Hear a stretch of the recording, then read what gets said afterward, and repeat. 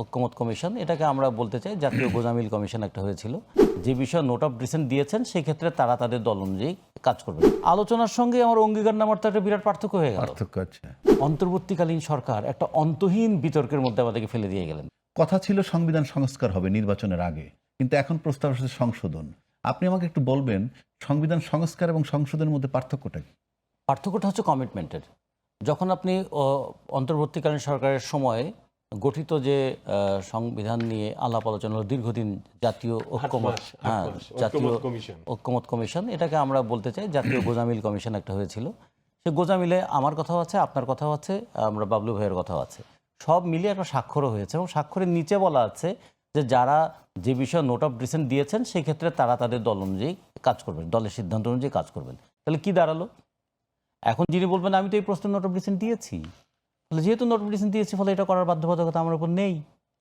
আবার অঙ্গীকারনামায় বলা আছে এই ঐক্যমত কমিশনের এই সুপারিশ আমরা মানে পূর্ণাঙ্গভাবে মানিয়ে চলিব।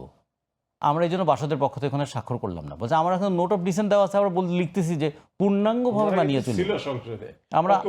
আমরা 8 মাস আলোচনা করেছি, করে দেখুন যে আলোচনার সঙ্গে আমার অঙ্গীকারনামার তো একটা বিরাট পার্থক্য হয়ে গেল। পার্থক্য আছে। আপনি যদি মনে করেন যে এগুলো আমার নোট অফ ডিসেন্ট আলাদা করে রাখেন, যে 30টা প্রশ্নে আমরা একমত হয়েছি, এটার বড় একটা কমিটমেন্ট হোক যে এগুলো তো আমরা একমত হয়েছি, তাহলে এগুলো কেন বাস্তবায়ন করবো না আমি?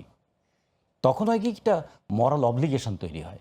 আপনি তো অ্যাম্বিগুইটি রেখে দিলেন এখানে এক, এবং এটা আমরা বলবো, এবং আমরা বলবো কি যেটা অন্তর্বর্তীকালীন সরকার একটা অন্তহীন বিতর্কের মধ্যে আমাদেরকে ফেলে দিয়ে গেলেন। এখন প্রত্যেকে বলছে সে তার জায়গায় ঠিক, প্রত্যেকে যদি তার জায়গায় ঠিক হয় তাহলে শেষ পর্যন্ত জনগণ বলবে যে আমাদের আর কোনো ঠিক জায়গা থাকলো না।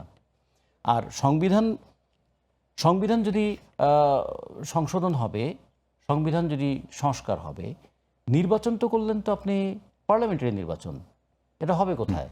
পার্লামেন্টে।